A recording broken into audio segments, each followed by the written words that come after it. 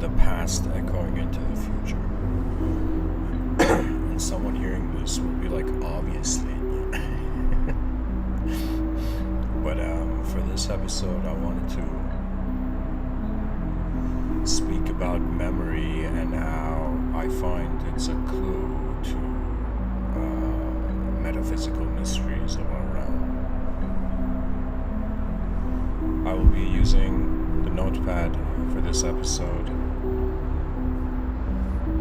so the viewer is required to look at the screen, but if you're driving, I mean, come on now.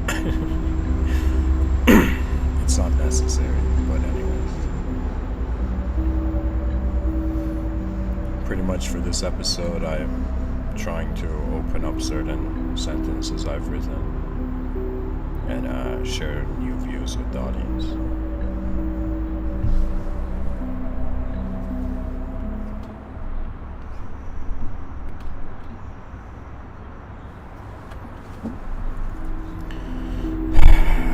First sentence to look into is our memories. The past echoing into the future.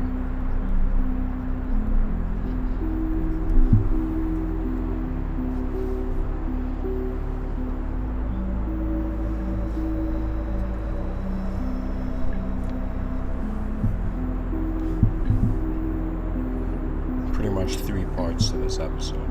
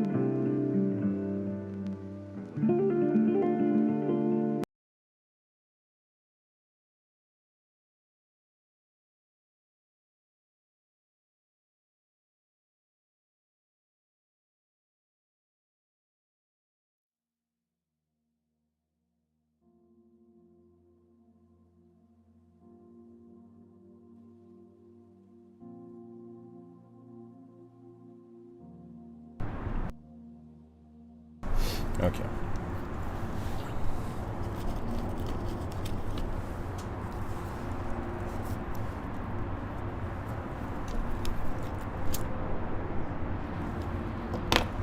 The second sentence that I have here, if people look in the description of the video, they'll see it.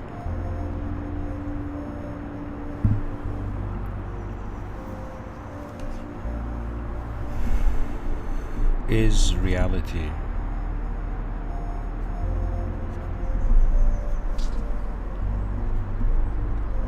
just post-modified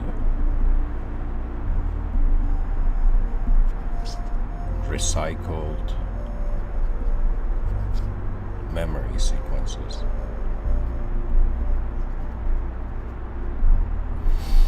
And finally, I've put this new word up there called the Transcendental Modifier.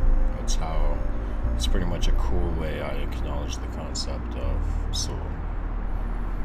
It's like, do you have a soul? It's like, I don't know about that, but I have a Transcendental Modifier.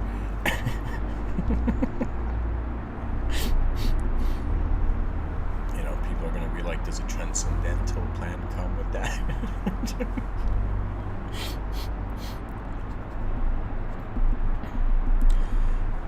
So these are the 3 points. Alright.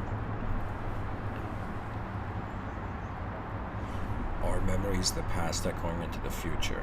Is reality just post-modified recycled memory sequences? And what is the Transcendental Modifier?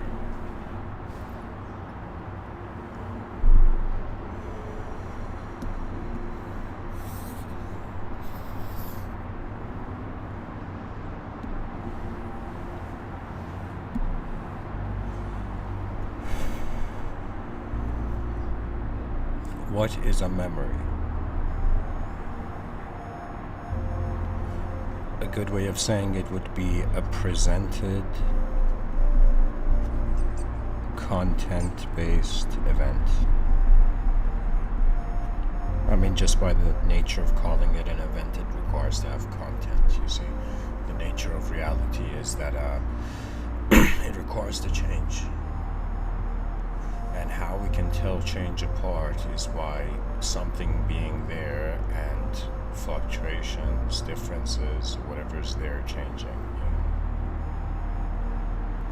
The content shifts. So memories are, you can say, pretty much, I mean, this is very basic, like it's a video capture, psychological video capture of a moment. Now, when I say the past echoing into the future, we are under the impression as a species that we're living in one physical world and time just goes forward. And it makes sense in the sense that we're in space, there's stuff in space, and how the stuff changes in space becomes our system of, identifying time, or giving the concept even a sort of valid position. So the basic idea is that human beings are in this one world, time is going forth, the world is changing, and that's what's up. But in my view, one of my, I would say, contributions of at least this work I'm doing here and the YouTube channel is that I realized pretty much at some point I noticed that there is okay, so my god, my notepad just ran out of battery. There goes the whole draw to explain portion.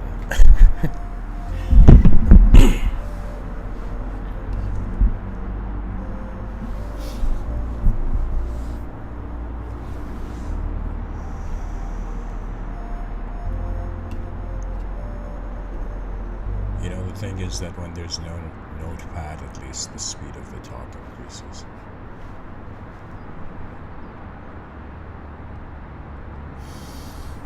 Alright. Pretty much it's this realization that reality is not happening in one world. Based on the nature of our intelligence, reality is happening in it's happening in a multidimensional way, and technically it's happening, just for the sake of speech, in two worlds, right? And usually I explain this as the inner realm and the outer realm. I've done so in many talks, but I want to say it in this way, that when we look at the nature of the human mind, when we look at how it goes through, it wakes up in the day, goes through an event, the mind records that event, and what's very hilarious is that the body, it's as if the body is in this room, in this dimension, in this world, where it just keeps going forward in new instances.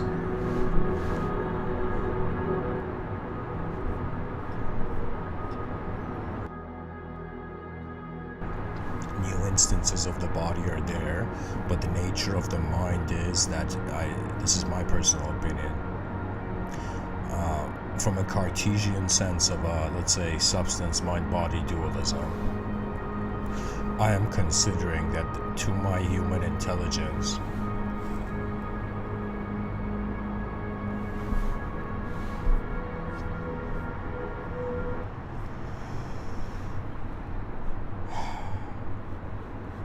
the music is getting distracted. To my human intelligence, my mind is aware of my body, what I am calling mind. But in my realizations, there is an objective dimension to life, which is existence. Then there is a subjective dimension to life, which we call it experience.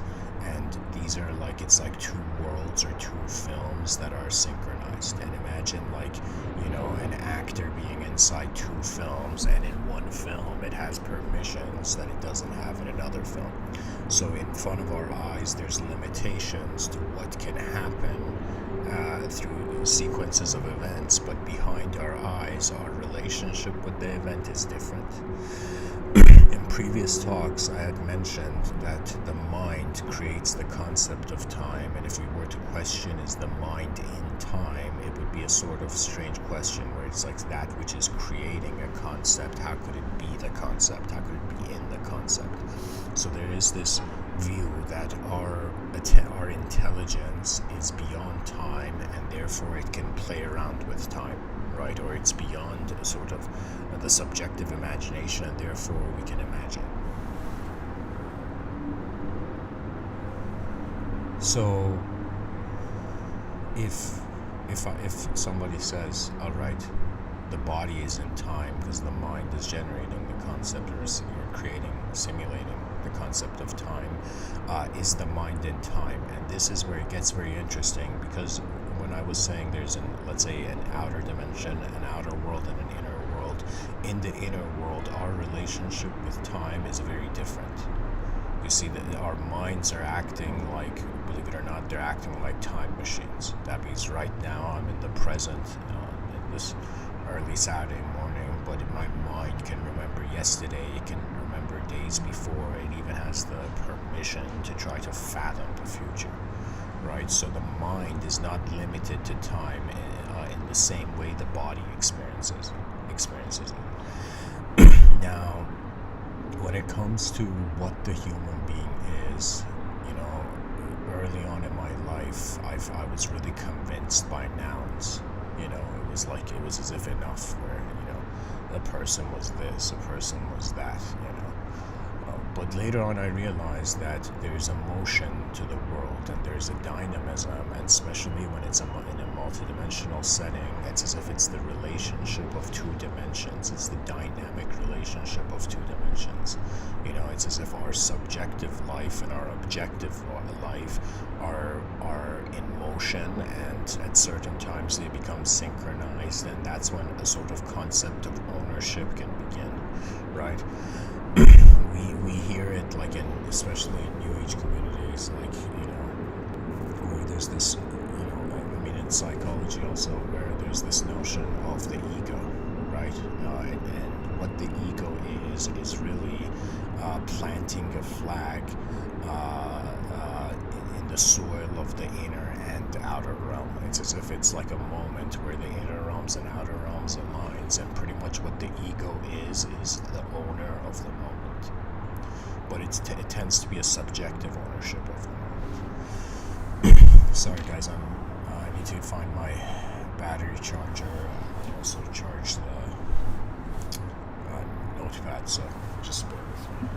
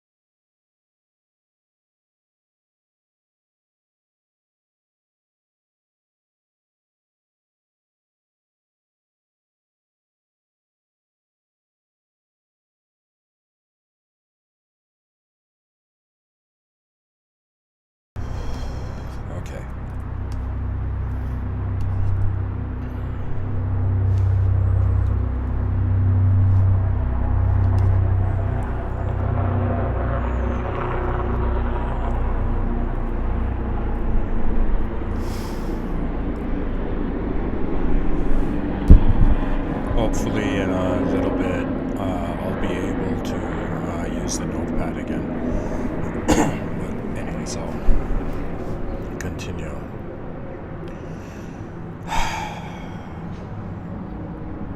Pretty much my focus, my intent is to take the audience's attention to memory and its position and its significance and its mystery.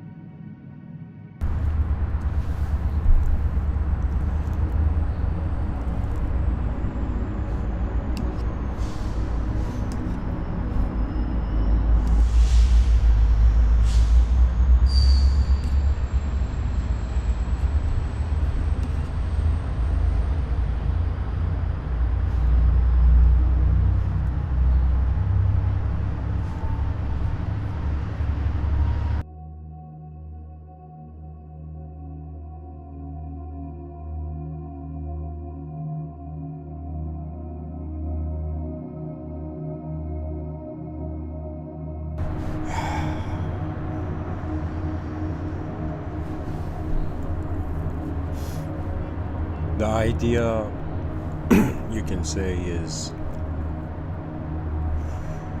our intelligence is aware and conscious of time, and in our inner realm has an ability to adjust it and shift it. Right now, as I'm in the present, in my inner realms, I can fathom what yesterday was, and that image of yesterday could shift my experience of today.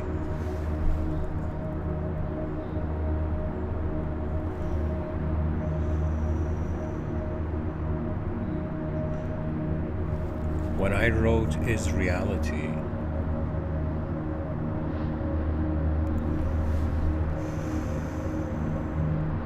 just post-modified, recycled memory sequences, it's honestly one of those sentences that it kind of scares you a little bit, right? It's a bit frightening, right?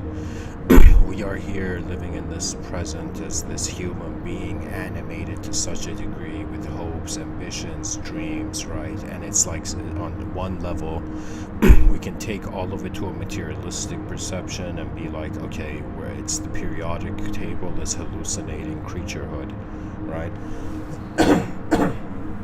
Inanimate objects are somehow hallucinating being subjects. On another level, we can say that it's like subjects are hallucinating that they're being an object. Right? It's like a bunch of particles, you know.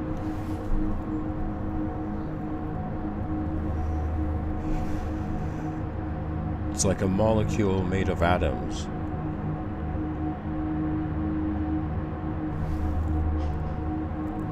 And we have a memory being made of, being composed of image-oriented events.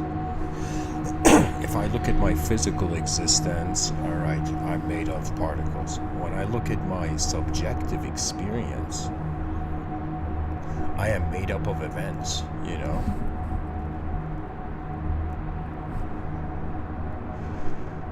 And it's kind of fascinating because what is psychology? The relationship of intelligent space with the content in it.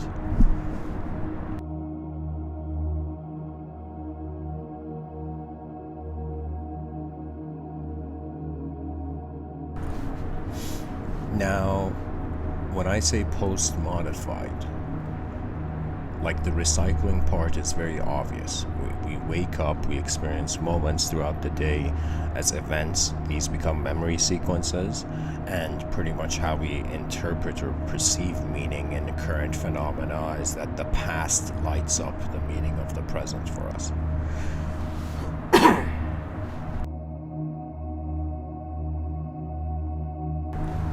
The past even causes us to cough.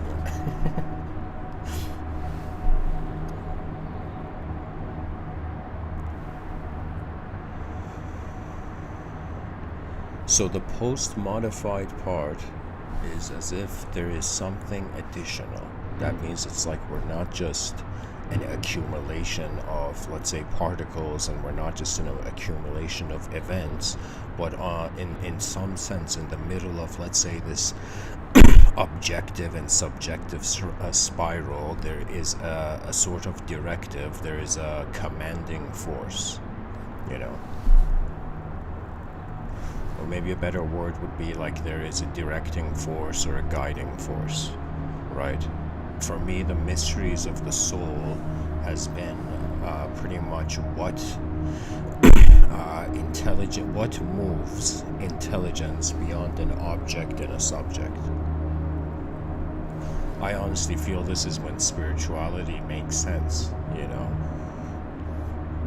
When you're wondering about beyond the position of an object, that means it's like the person wonders, like, okay, what is there more than my physical existence? And you discover the physical existence of the world, the vast unknown, uncharted territories of the physical realm. Now, when somebody wonders about what is beyond their idea of self, what's very interesting is that it's what's the term? It's encapsulated by the void. Human intelligence is conditional based on its environment. The moment attention moves beyond its current environment, the conditions change, so the attention has to experience the unconditional at least for an instant.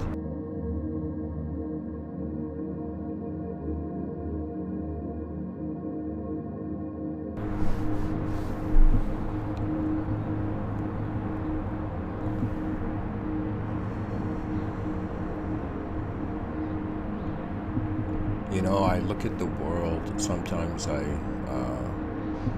what's the term, distill. I simplify my perception in the sense that I'm like, okay, on a giant rock in the middle of nowhere, we have called this place Earth. And on this rock, there's creatures moving. These creatures have had a sophistication of, let's say, evolutionary intelligence where they can remember what they do, right? I sometimes look at lesser species, for example, birds, squirrels, when I go for walks in the park. And I look at these creatures and I'm like, man, they don't care about their past. It's like animals don't get offended by the past.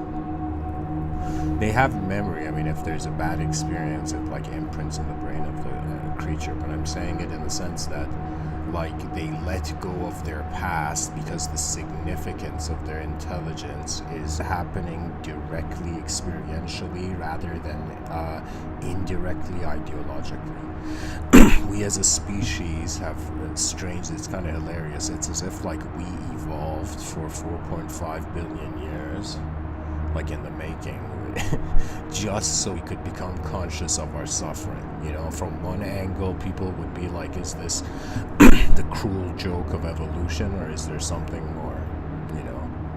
Is there a grander purpose to the consciousness of suffering that is permitted by accumulated memory sequences?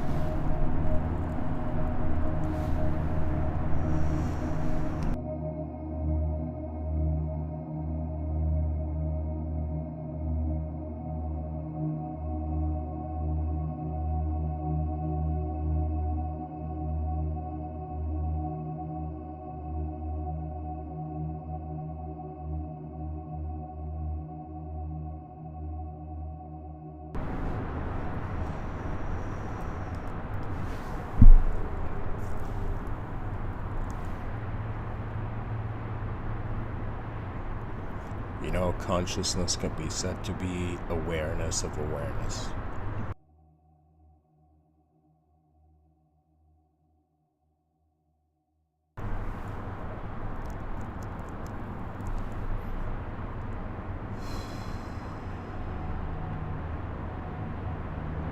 Right now in this moment, I ask myself, okay, who is talking, let's say, to the audience? Like, I'm in this archetype of a podcaster. The question has come, all right, who is speaking? right?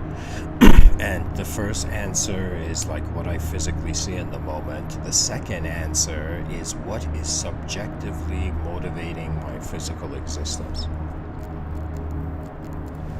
We are, in actuality, memory sequences, but the memory sequences have a sort of motivation and a sort of mover behind them.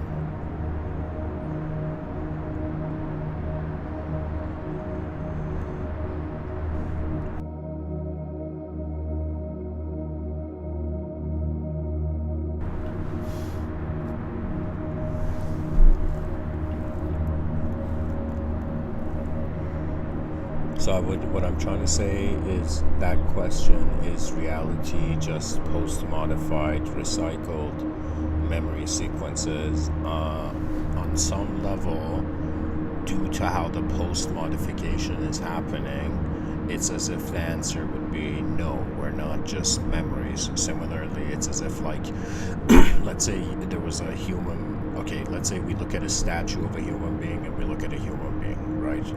And objectively, they're both existing.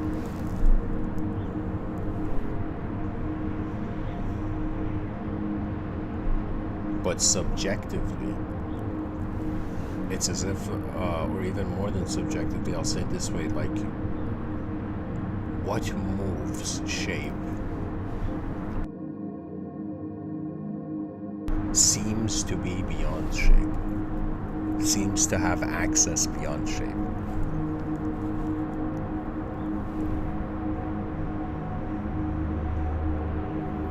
When I wonder if I am just my memories, it's as if, like, the life in the present is a sort of denial of that.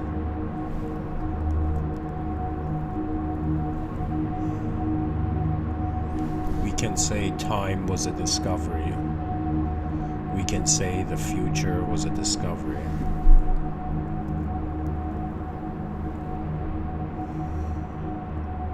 We could even go as far as to say remembrance was a discovery, you know. Imagine, like, the earliest creatures not being able to remember yesterday. Not being capable of consciously remembering how they have ended up somewhere, right? And it's kind of fascinating, right? Because it's as if, like, let's say there's an ant, or let's say there's an ant, and this ant climbs up somebody's notebook on a table, and that person takes their notebook somewhere else, and so the ant has just appeared somewhere, right? The natural thing we see is that, yeah, it's like the universe wants creatures to remember how they have come to where they are. But when it comes to the mysteries, now I'm going to speak a bit mystical, right, in a mystical context. When it comes to the mysteries of, let's say, a transmigratory soul or Atman, it's as if the person can remember what happened yesterday, right, due to its content. But what if the person yesterday was contentless? That means imagine a shapeless, let's say, invisible energy, and this shapeless, invisible energy suddenly appeared, suddenly became a sort of shaped, visible entity. And then it's like the entity's trying to remember, like the person's like, who was I before I was born? You know?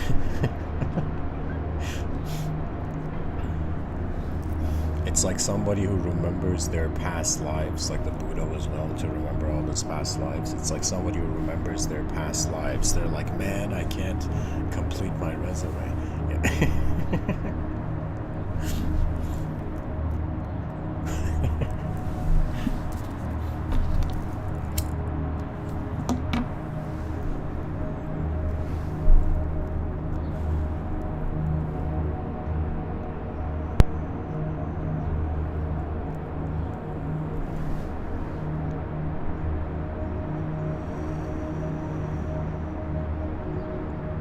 The memory before our first memory, it's as if it's referenceless, right?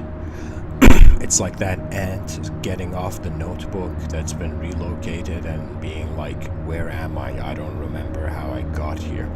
Right? It's like a suggestion that there has been a sort of movement, right? Because it's natural to remember, at least for a conscious entity. And you know, this world to me seems like everything in it is suggesting multidimensionality. Everything in the world is suggesting it's a multidimensional place. You know, going from the petals of a flower, you know, to, let's say, the fingers of someone's hand. It's like, you know what I'm saying? There's multiple dimensions, right? To one light being, you know, RGB of the color spectrum. There's so many dimensions here that for the human mind to consider them, all of them, to be the same is on some level a lie. Right, I find this may be the dishonesty of modern, let's say modern spiritualism, right? Modern, let's say New Agean thought, where it's as if too early we conclude that everything is the same. If in life there's multiple dimensions, most likely to this entity that we're being, there are multiple dimensions. Now, what we notice is that, you know, just like different organs in the body, they're all being part of the same body. It's as if the multiple dimensions of the human intelligence are happening at the same time. Now, if we consider the idea of mind to be limited to a brain, if we think a mind just means a brain, right? It's as if we could be missing out on how minds are actually fields where the potential of intelligence is there. You know, it's like a person who thought they were a soul suddenly realized, wait a minute, does the world have a soul? You know, does existence have a soul? And then above all, at least this is one of my metaphysical mysteries, what is the soul of nothingness?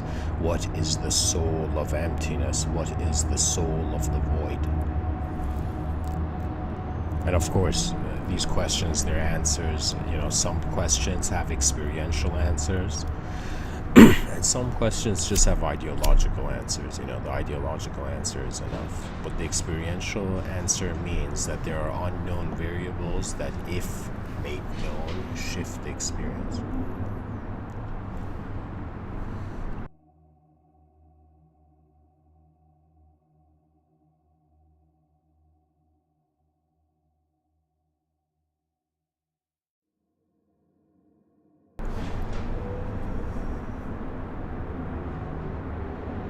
You know, one of the most poetic questions, I would say, just on Earth, it would be, it's as if what moves us?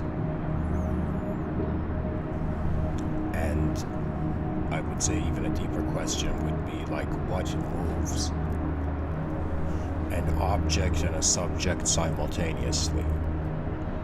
It's like, what are the post-modifications to memory sequences? What is doing anything at all? And it's like even looking at the idea of meaning and being like, if there's no effort, it's like nothing has to mean anything. Because we're creatures that need to exert effort for our own survival, we also have that same effort to go on in a subjective domain. You know, it's like the person's like, how am I physically surviving? And then the question comes, how am I non-physically surviving? And the non-physical survival is like how the character and the story of the mind is enduring, right? You know, I've noticed that, and I, like as I'm saying, like there's the inner realm and outer realms. My expectations on reality in front of my eyes and behind my eyes are very different. In front of my eyes, I just have to catch the train. You know, reality, history is already moving. But behind my eyes, it's like there's moments where I feel like I'm looking from You know, how a sky city has become my balcony and I'm looking down at the earth, you know. The mind, the inner realms, gives us a permission to be that which is not permissible, or let's say possible in the outer realms, or possible yet.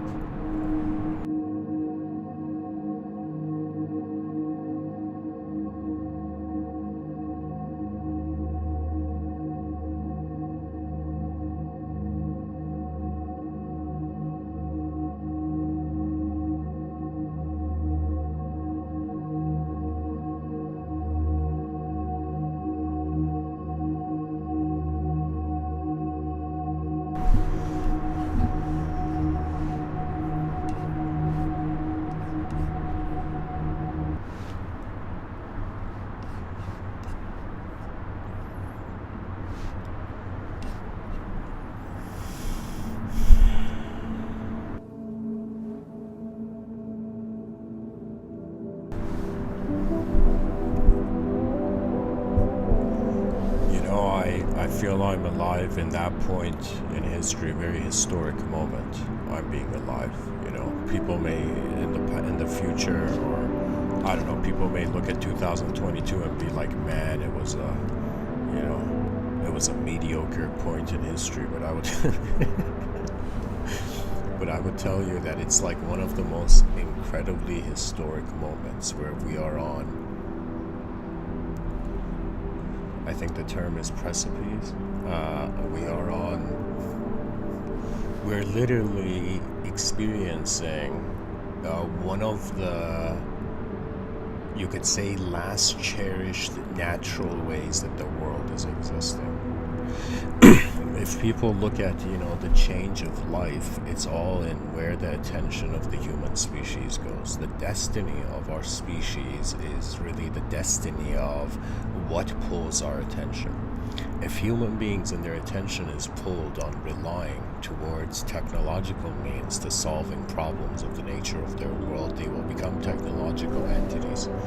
For some reason, in my inner realms, I've envisioned so many possibilities to cyber realities where I was like, wait a minute, why the cyber faction?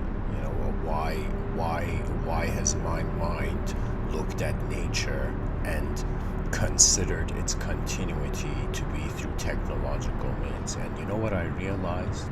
I realized where we are when we wonder about something is defining its potential.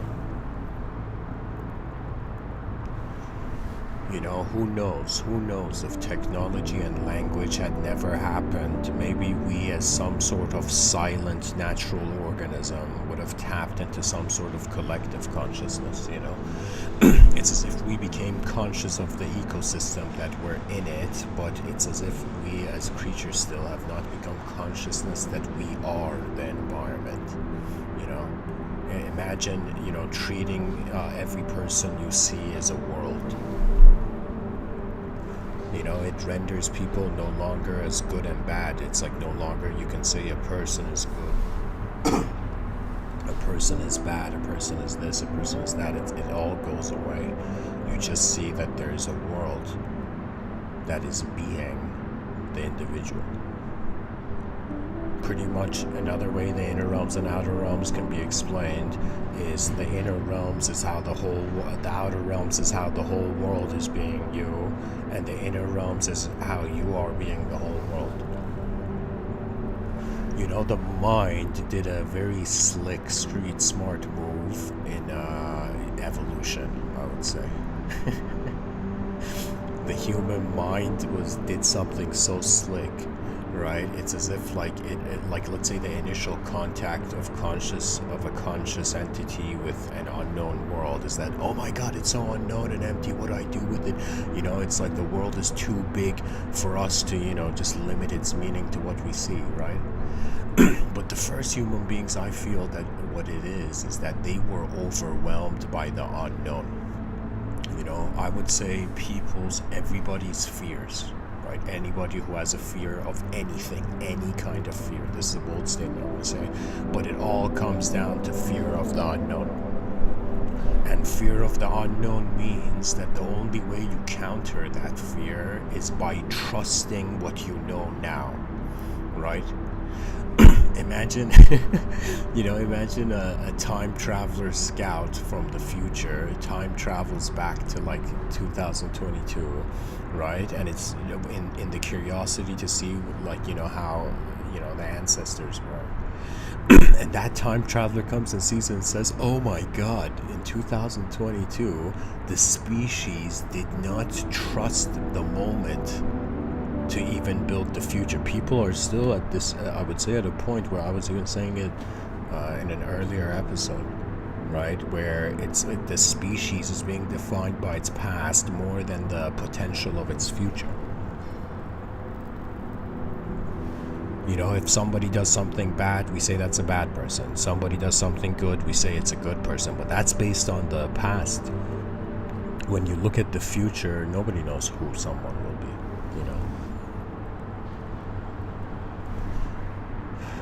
When I look at the far future, I don't even know if I'm still going to be like, how would I say it? It's as if it's like once the body is gone, the mind still remains, but once the mind is gone, or if the mind is gone before the body, and when I say the mind is gone, I'm not talking about psychosis, I'm talking about how the subjective dimensions of reality no longer have become the filter of the objective dimensions of reality. But strictly, I'm speaking about this in a mystical sense, right? People need to be aware that it's like there's a duty, a responsibility to the world that we're in once, but at the same time, after one has contributed, or their life force has lived for the force of life on this planet, it's like after that the person kind of settles into the contemplations of how they are being present before their persona, before their personality. Now, when you come to, I don't know, at least for me as one person who, I would say I have, really my metaphysical, mystical achievement has been simply that in a preferenceless moment, I discovered the unconditional nature that is present pre-effort. Before I do anything, it's like there's a world, but that world has no quality, no constitution yet. I shouldn't say constitution, but it has no poetically texture, right? It's as if like in a moment of stillness and silence, dawns the realization that we don't need to just be defined by movement and noise. And human attachment to its own psyche is usually done through movement and noise. Like right now, I'm not sitting here like a tree, But there are moments where I would say I've just sat with the world. You just take the moment in for a moment, and it's as if life is being before we do anything. In that being, there is a freedom pre-subjectivism.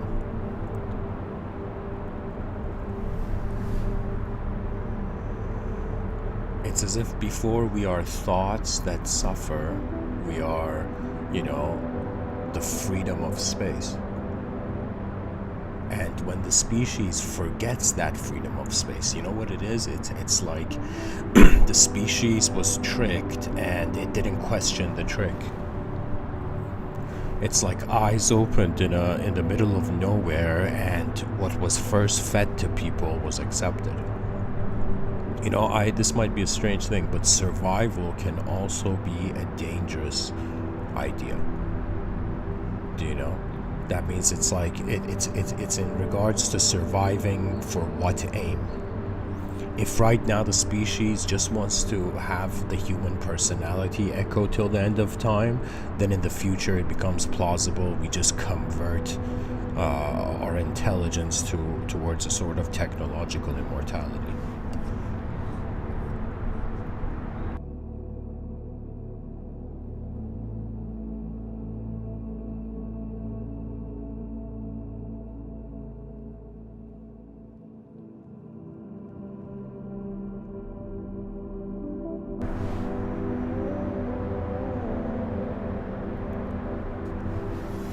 Guys, I'll share something private about my own life. I took a pause from these talks, and now I'm like, I don't know. Yesterday and today, I decided to give a talk, but there's gonna be. I'm not gonna say anything. It's just I pretty much am during my time away from giving these talks, I had for the first time, usually in my inner realms, I don't get overwhelmed, or I don't even consider myself getting overwhelmed, right?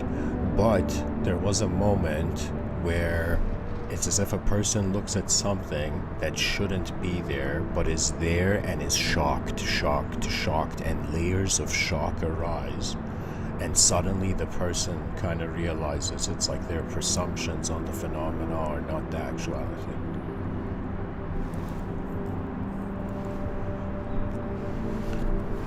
I got overwhelmed by this notion that is intelligence just the movement of attention or some force from the known to the unknown, and then back into the known, then back into the unknown. And I was like, wait a minute, is manifestation of physical reality waving? Or if all of physical existence was the flame of a candle, is this candle flickering? Like, do you know what I'm saying? It's like the world is obviously a movement.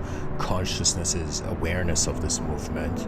But the content consciousness has, it's pretty much like conscious waking state. You see shape, geometry, form, and the substance, right? And then in unconscious states, it's like a person being as confused as they are when they're sleeping. The person's like, wait a minute, did I not exist subjectively for 8 hours last night? Yeah.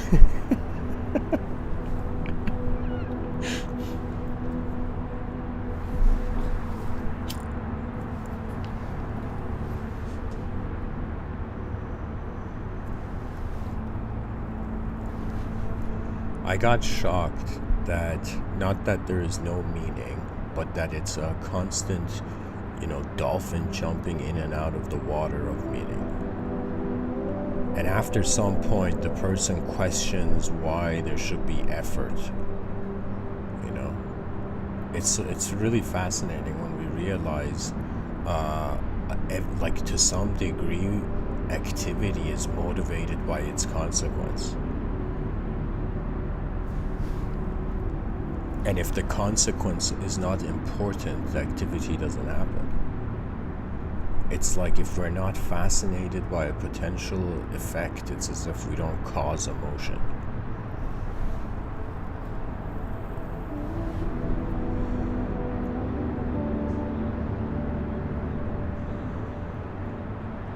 It's like when the stories of one's mind, when the animations of the inner realm, they settle, like ripples on a pond, they settle. Then the person becomes nothing. I would say the only cultural depiction of this would be in Game of Thrones, where Arya Stark becomes no one.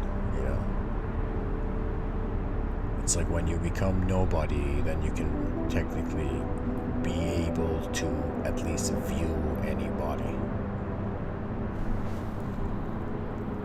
And hilariously, all the isms, let's say racism, sexism, all of this is coming with identification with perception.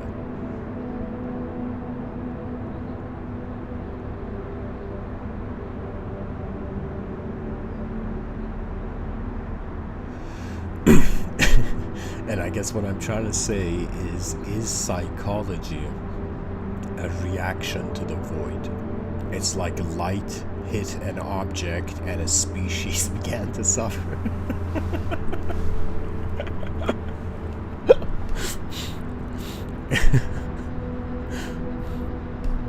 Oh man, who knew our suffering is the sunlight's fault?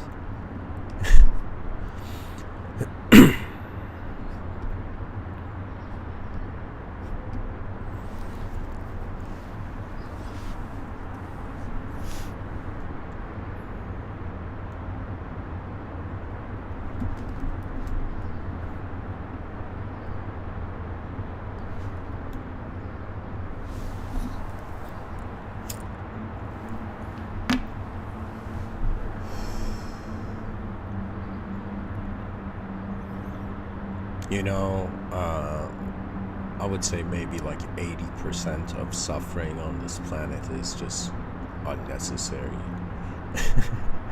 Like psychologically unnecessary. The species is a movement. We are a movement of nature that has found an unnatural way to remember its nature. The importance of civilization.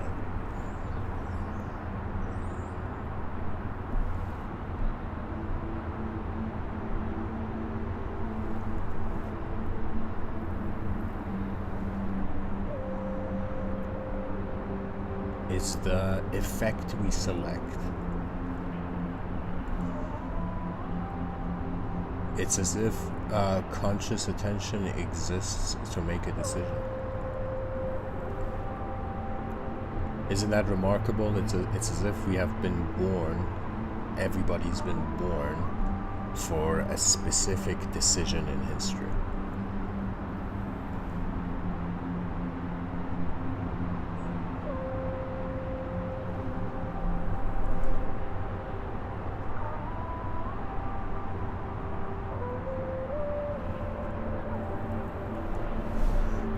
I think the notepad is charged enough. I'm gonna go bring it. I'll be back.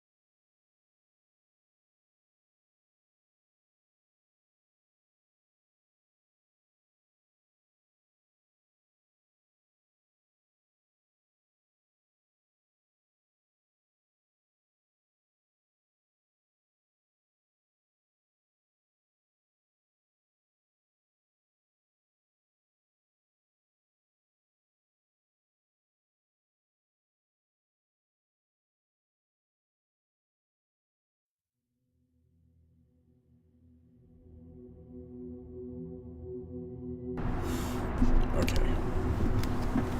To continue.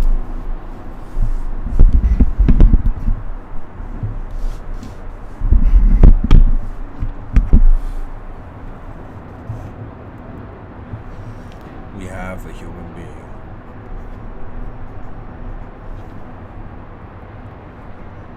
We can say poetically, not poetically, but the dimensions to this human being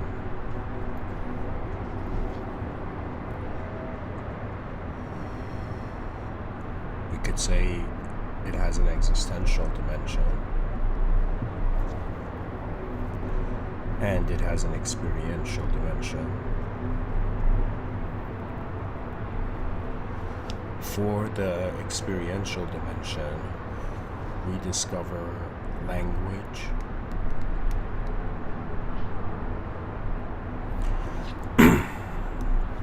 and sensory-based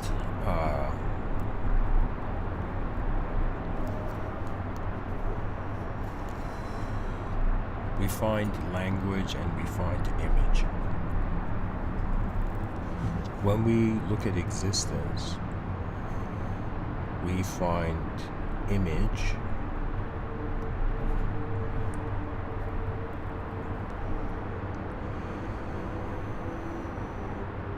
and substance. That means the advantage of our outer lives is that we can touch them.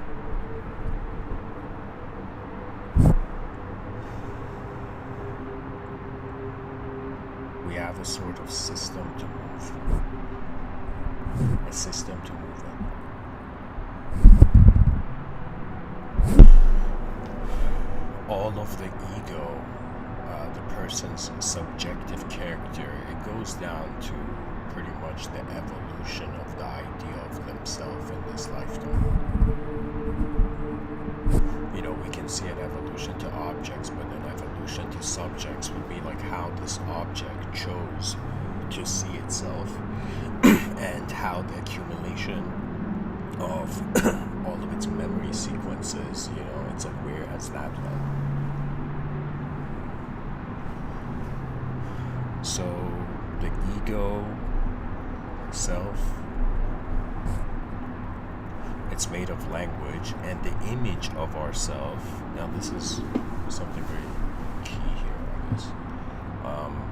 In the New Age community, pretty much it seems like the human being, upon being incapable of acknowledging reality, it's as if we got bored of, the mind gets bored of the normal. It gets bored of what it has seen, and it begins subconsciously wondering about variations of it. A lot of people's emotions are pretty much like how there's like short films taking place in like an instant.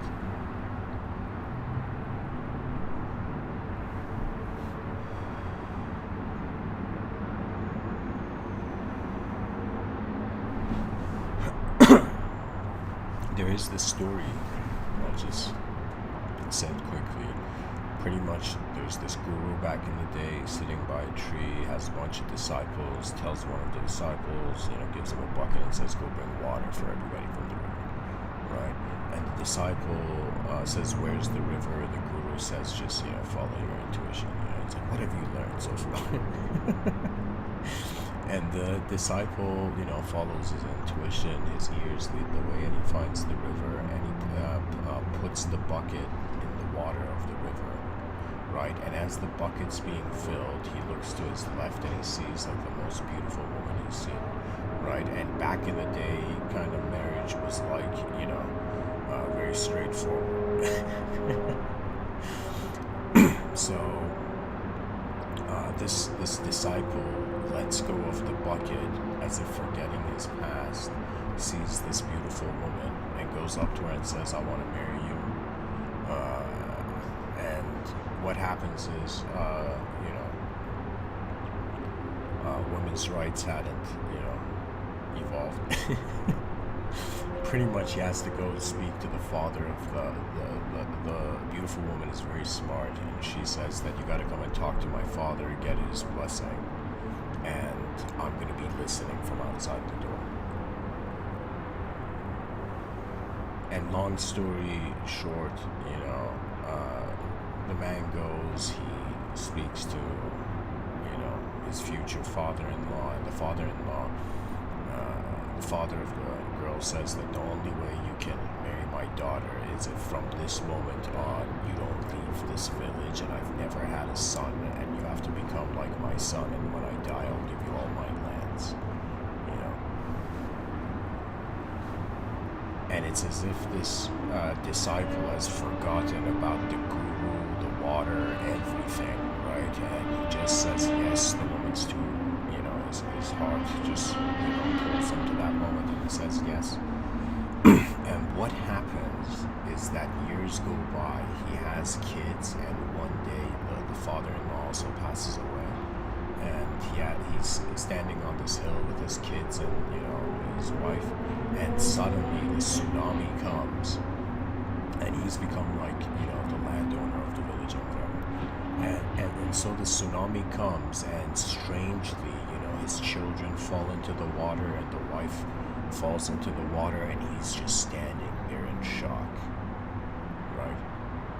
And in the middle of this chaos, he suddenly hears this voice where the guru says, take the bucket out of the water, and the person realizes that in one instant of time that he was filling a bucket of water, his mind managed to fathom another life, and he managed to experience it.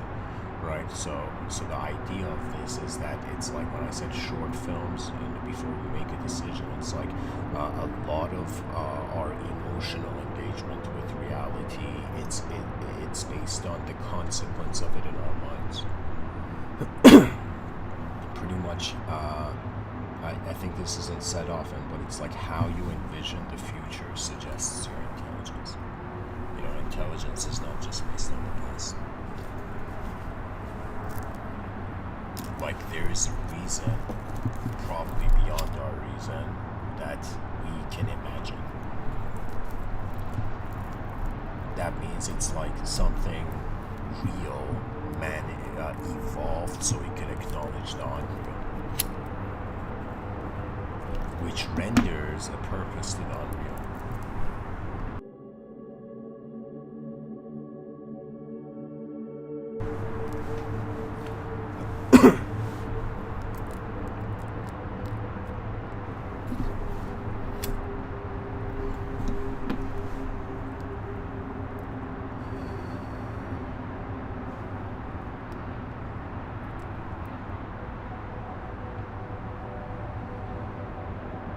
I think just the intelligence of the human being is one that it just gets bored of perception, and it moves on, and as long as it realizes it can move on, it gives its mind enough room to be something else.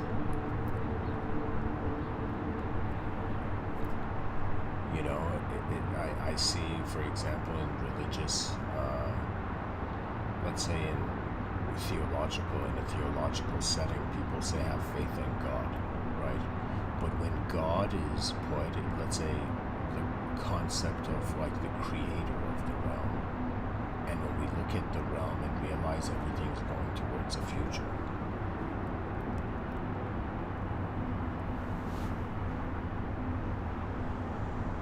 it's as if what is left, I think this would be like,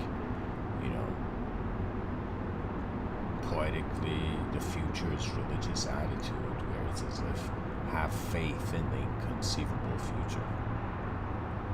It's very easy to have faith in the past because it's happened and its content's been proven. The content is there. But to have faith in something that hasn't happened yet, that means one requires the same comfort they find from trusting content to trusting space. So I'm saying, like, it's like, even though we identify as matter in space, but it seems that the multidimensionalism of our intelligence is suggesting we are also in space. So it's imagining your human lifetime, midway through it, you realize there's non-human ways where the human idea is being maintained. And when I say non-human, it doesn't have to be a replacement archetype.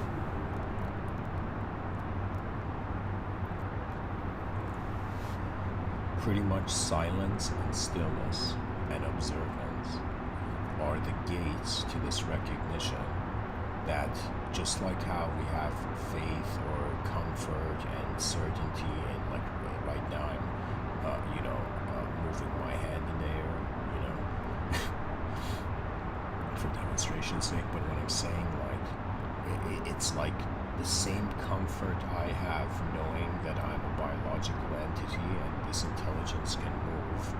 The same type of comfort, if I was to have it with space, would be as if I am being it. So it's like we're comfortable with our bodies because we're being it, right? But when we realize we're also space and we become comfortable being space, that's another way of saying like a reality beyond the promise, beyond the after, beyond death is happening.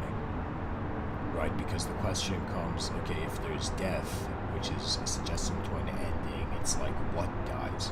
So then we wonder about the beginning, and the beginning of existence is unknown.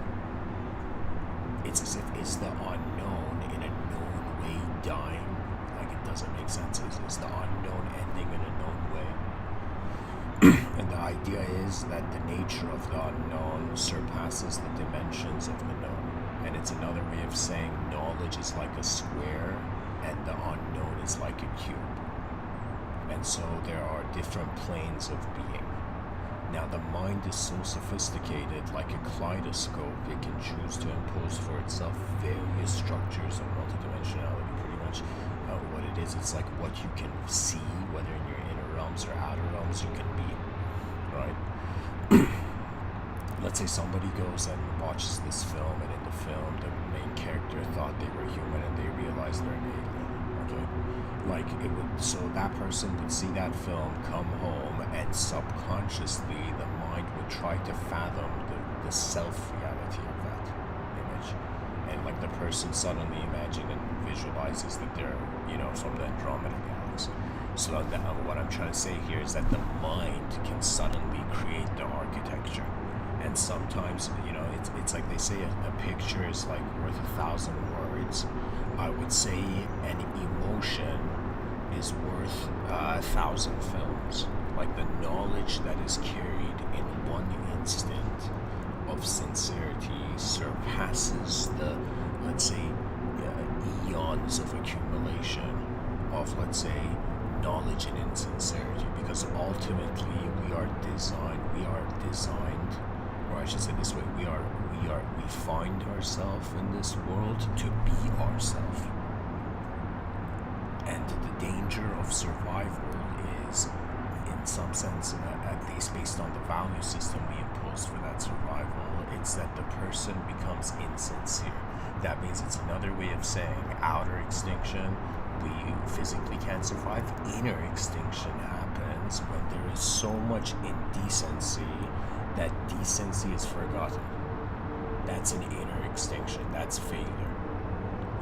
It's like the species psychologically fails if it stops appreciating the nature of the human being.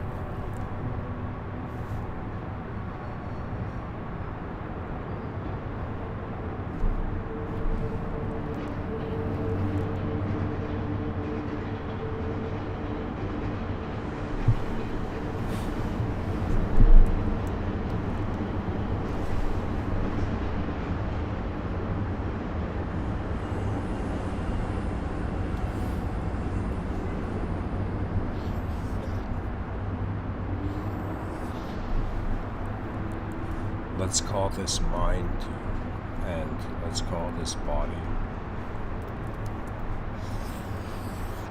And this is poetically the soul.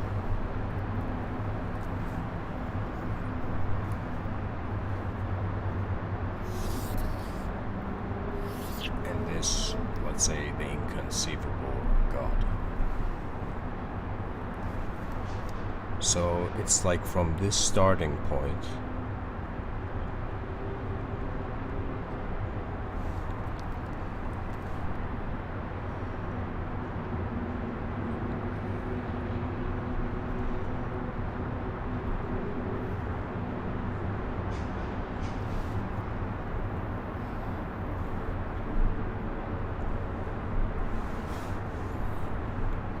It's like the soul, which is, let's say, space, how space is intelligence or intelligent, and how space considers a selfhood in mind and a selfhood in matter.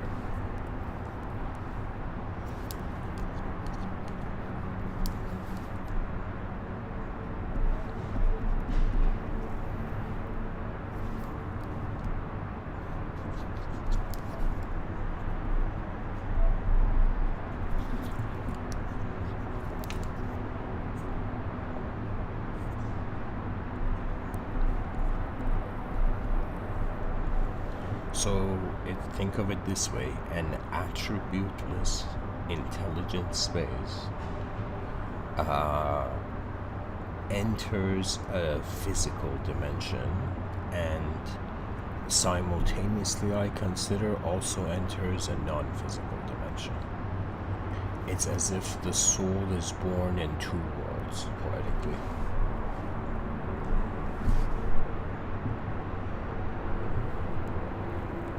You know, it's like maybe in the future we're gonna have sentences like, you know, my body and mind were born in my soul. You know, who knows?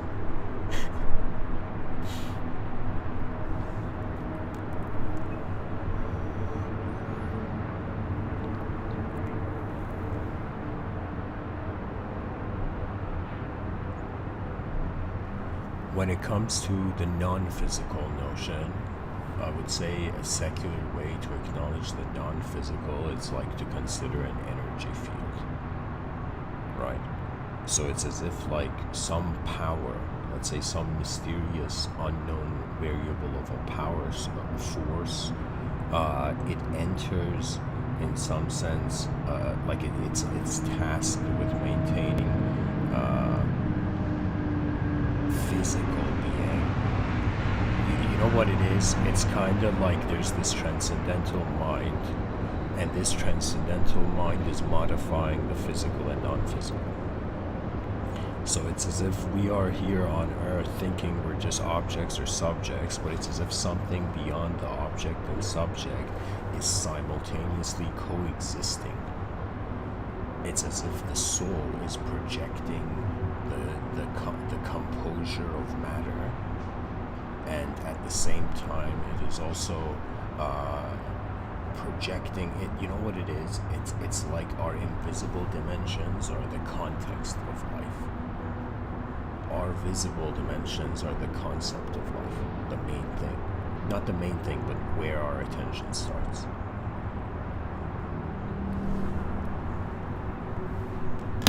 Imagine this idea of waking up before you wake up.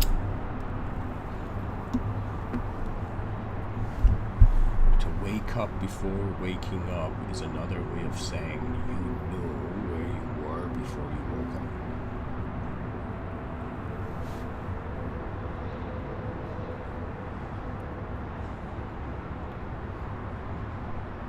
The physical dimension of life,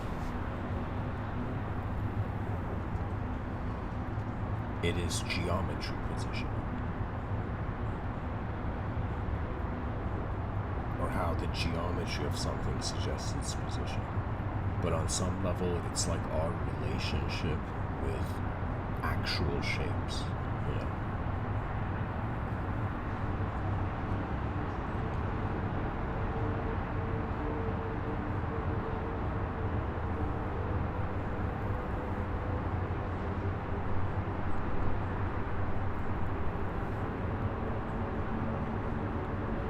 Imagine somebody says God is an artist, and the person says, why are you saying God is an artist? And the person's like, don't you see the artwork everywhere? It's as if the purpose of physical existence is, at least for consciousness, to tunnel through it. You know, it's like this giant journey of, let's say, some collective field of intelligence is taking place, and we have opened our eyes as individual chess pieces on a gigantic chessboard. Every chess piece must have the ability, imagine on a chessboard, like the chess pieces became conscious and the knight was about to move in an L, or, you know, position, but instead the knight, decided to gallop out of the chessboard. Or it's like the bishop thinking it's a queen, it has the power of a queen, right? If the pieces cannot be the pieces, then the game is flawed. But if the pieces can be the pieces, the game is workable. The attention of the human being will reach a point where it's like, all right, been there, done that as a human being, what else? That what else, if it escapes into cyberspace, if it escapes into unrelatable fiction,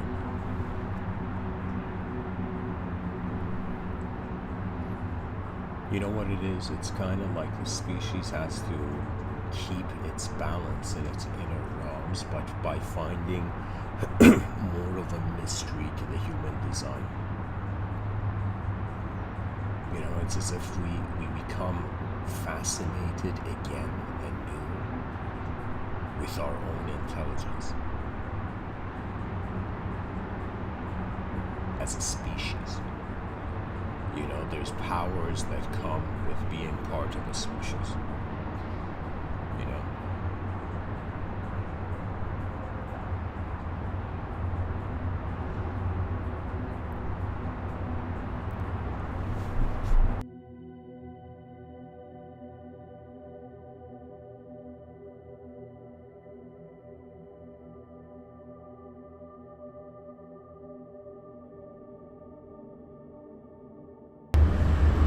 So let's say somebody hears this talk and says, Mr. Within, so what? The Transcendental Modifier is recycling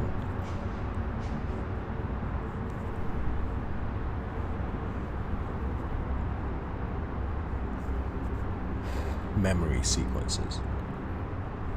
What reality is, aside from the story of a character trying to survive in its own world,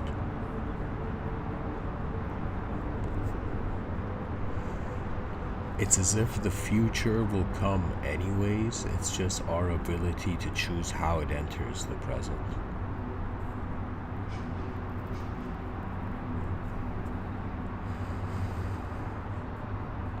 A wise man once said, the past is past.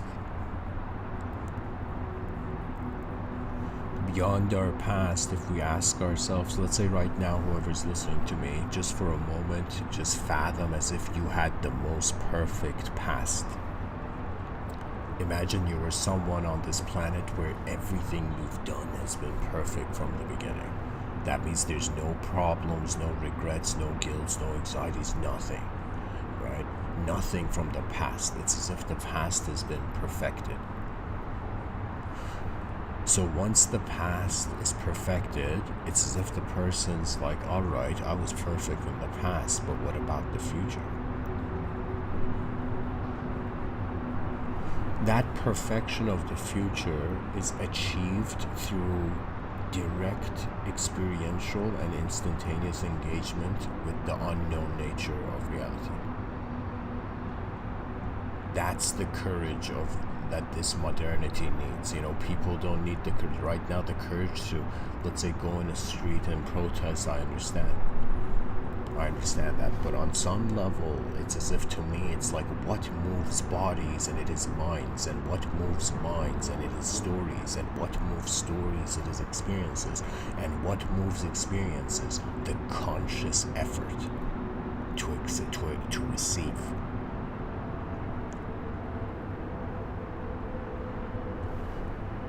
Philosophically speaking, we don't even know if confidence is a good thing. If confidence is efficient, imagine the species becomes confident in the wrong approach.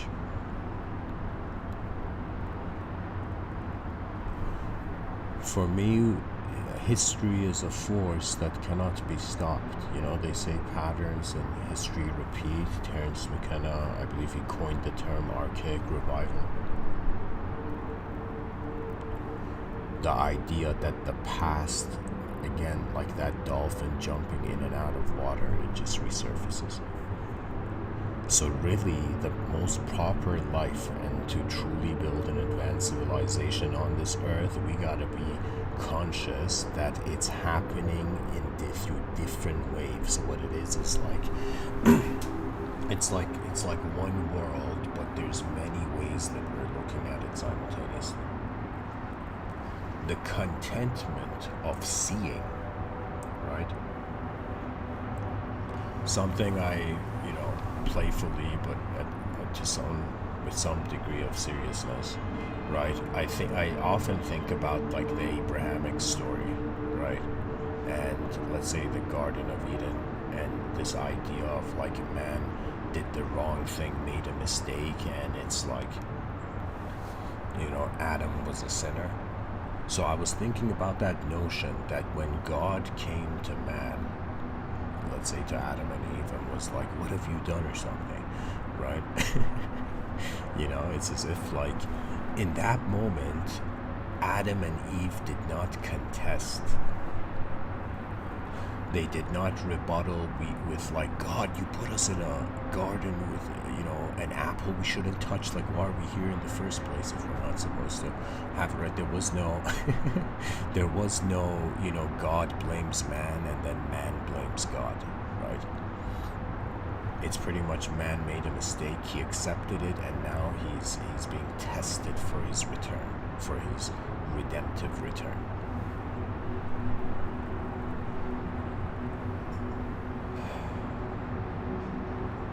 For me, I think about it as that who set the moment into motion. And it's not a subject people can go trying to, find it in language. I'm telling you, this is what they cannot teach in school, because teaching is done through language. Some teachings are kind of realizations in the silence. That's the only way you access them.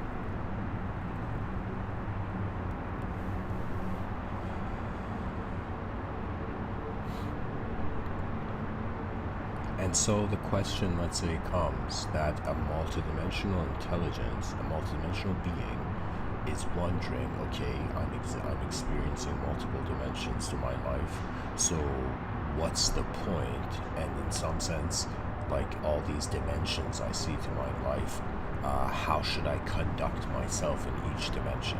And the idea is that if you seek enlightenment for this life, it's as if there comes an avoidance of the bigger picture, mystically speaking. It's like some people, want to be free. Let me say it this way. There's this, how do I say it? There's this kind of, there's this idea that the concept of Buddha, which means awakened one, is for an individual self becoming enlightened, and the idea of a bodhisattva is that the collective self needs to become enlightened, right? Bodhisattvas are people in just history, you see them, right, where they're pretty much, if they were to preach anything, it is for the freedom of a collective. It's like some people are just trying to be free in everything, and some people are trying to, in some sense, free everything, right? And that state of mind, it comes from an identification as a collective being. That means right now, I am identifying myself as just my body and, let's say, my personal history, name, and personality and all that. But at the same time as I'm speaking to you right now, my collective identity is that I am a member of a species. That means when I'm giving these talks, this might sound strange, but I feel I am the species. Not just part of it. I feel it's like we are the eyes of how novelty is the past's different walk.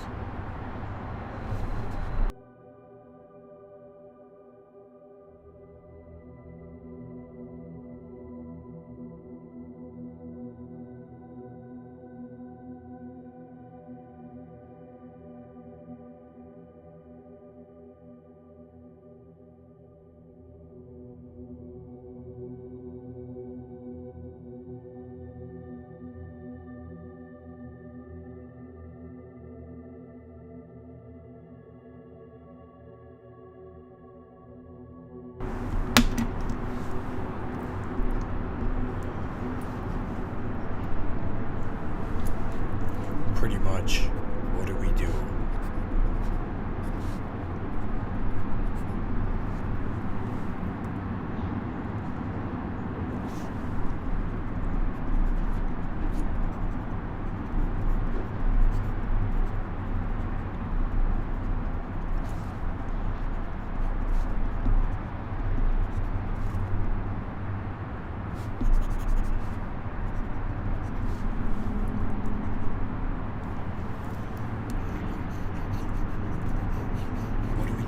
Multidimensional self in a multidimensional world.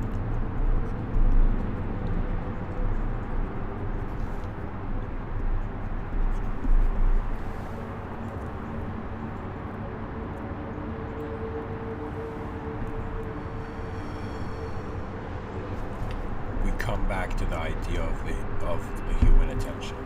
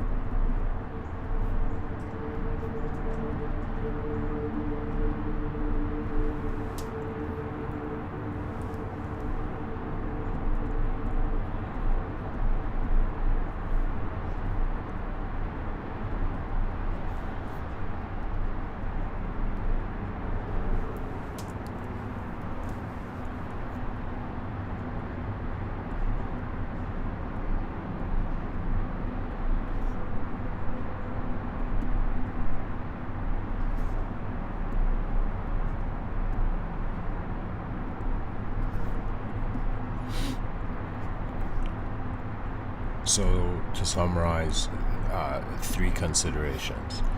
We're just being the presence of attention. This attention looks at part of the moment, notices the physical organism. That's our physical life. Then it looks, in some sense, sees a non-physical life, which is the character in the story, which is inside the linguistic simulation, which is another way of saying how the species had to enchant itself with language so it doesn't get too overwhelmed, to stop continuing from too overwhelmed by the void.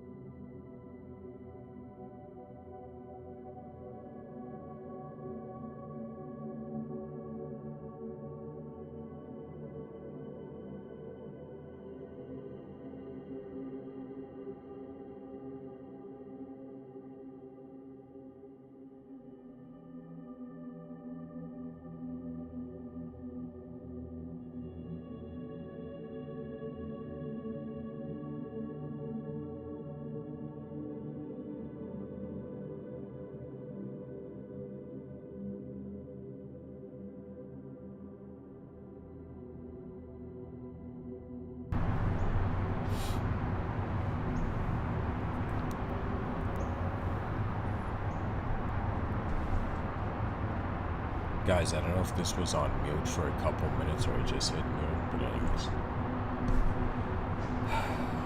Just in case if it was on mute, I was saying it's like an attention that has gone to a concert, and in that concert it's experiencing being the person on stage, the whole venue, and also the audience member. Our body is a student of our mind. Our mind, our known mind, is a student of the unknown world. Now, if we were to find the unknown, it's as if like if somebody says, all right, Mr. Within, you talk about the unknown, but where is the unknown? That means we know where knowledge is. Knowledge is in the unknown. But when we ask ourselves, where is the unknown? What I'm trying to say is that through an experiential being, we access variations or additional dimensions to the moment. What thinking is inner experience. It's the experiences of our inner life.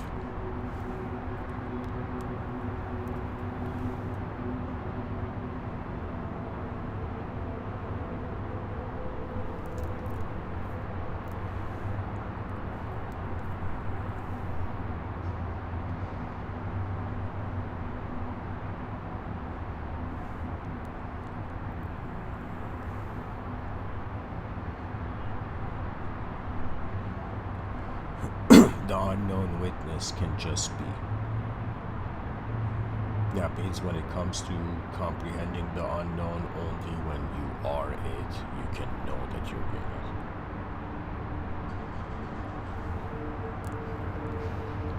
it. In the future, there will be advanced human beings that have an incredible ability to acknowledge their physical life, very simply, and to acknowledge all the complexities of their subjective life, and to be the watcher of both worlds at the same time. That means the person's like, let's say, Mr. Within, I lived my outer life and my inner life, what now? After we have driven, we are driven. Pretty much it's as if like once the performance of the lifetime ends, the attention's identification with content changes. That's what the human species needs to prepare for, maybe right now, I don't know, sometimes I feel that, as a species, we're not choosing our fascinations correctly. The moment we realize it's just simulations of worlds inside a world, when we realize that, then there comes this feeling of like, okay, how do we contribute to the original Earth? Everybody is living in their own inner Earth. It's kind of hilarious. People thought the inner Earth was like inside the Earth, like inside the physical Earth, but in actuality, the inner Earth is behind our eyes.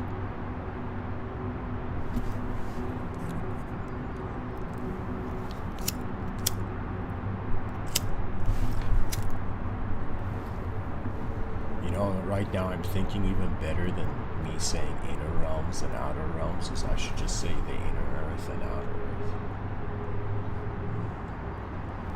Earth. Everybody's inner Earth is prejudiced by their own limited perceptions. But the outer Earth, for me, I find it that it's like we have reached the point where the species, it has lived through enough physical movement and now needs to start living life as a mind. And to live life as a mind is pretty much the advancement of communication in the realm.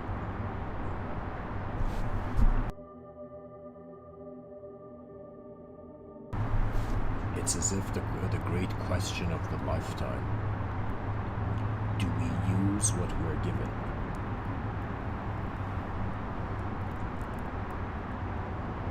Or do we interpret humility as if there's karma and the world is a simulation? It's as if like to live a life inside a simulation would be kind of like you've gone to a museum, you don't want to touch anything.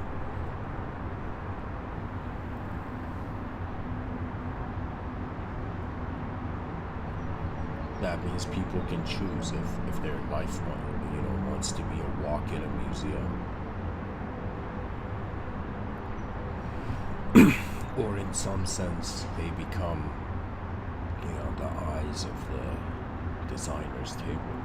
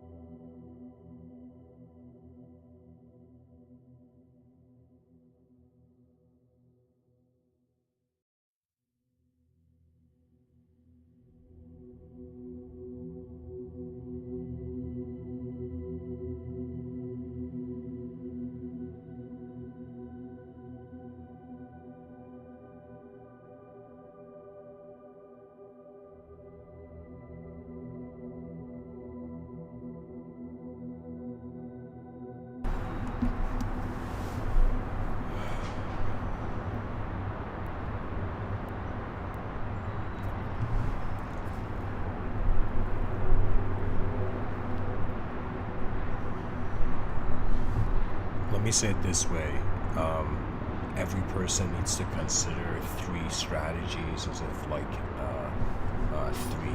three strategies for the lifetime.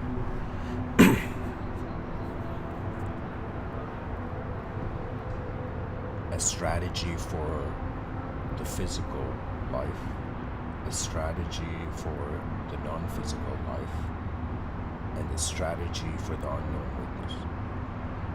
The strategy for the unknown mystic, the unknown witness by mystics in the Upanishad is kind of like, it's like we have a solution to like the individual soul, that its greatest remembrance is the collective, and the greatest remembrance of the collective is the inconceivable.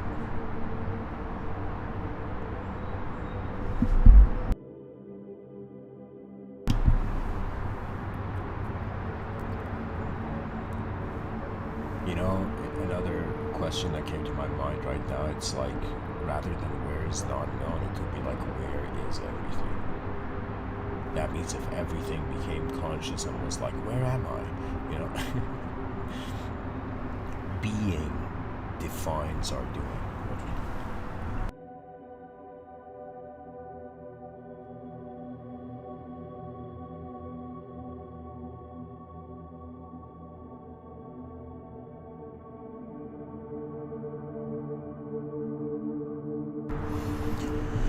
Anyways, are memories the past echoing into the future?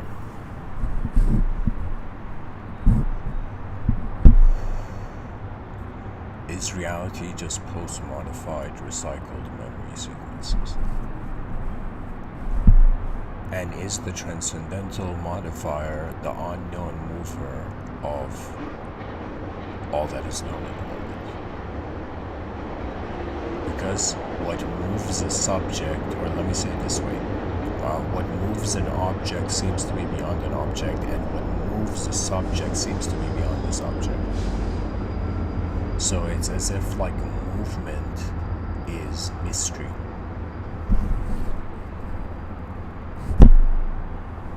Divinity is movement. Anyways, guys, I'll end off this episode. Thanks for listening, and what else was I gonna say?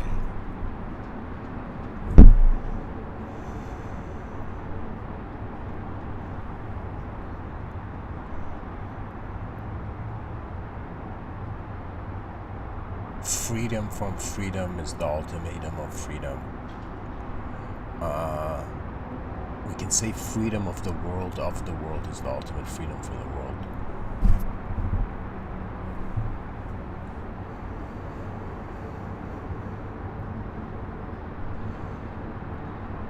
it's like, certain things that have happened before, our familiarization with it allows us to give it a value. But novelty, it's like, how can we give a value to something that hasn't happened yet? The future is a judgeless freedom. There's a judgeless freedom when it comes to wondering about the future. But when you wonder about the past, it's like scrutiny is permitted.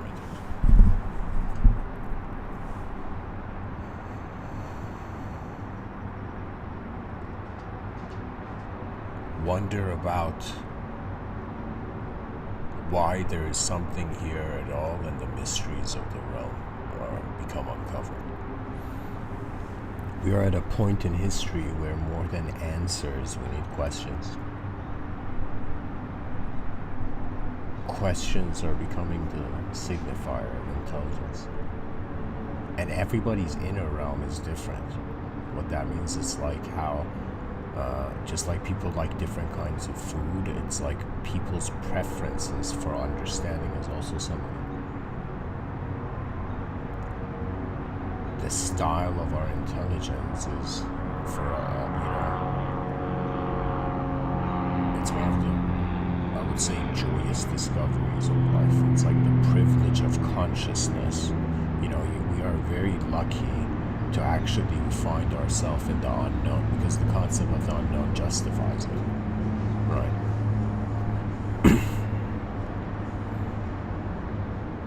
Imagine in the future there's going to be an ease to be the mind of the species. Everybody could just go sit in a forest and just, sink into the feeling of how there being nature on Earth, or part of the nature of the world, right? And there could also be a complete, like, cyber, how would I say it? It's as if, like, and let's say there was a being that was just defined by the archetype of victory. It's as if there would be no good or bad,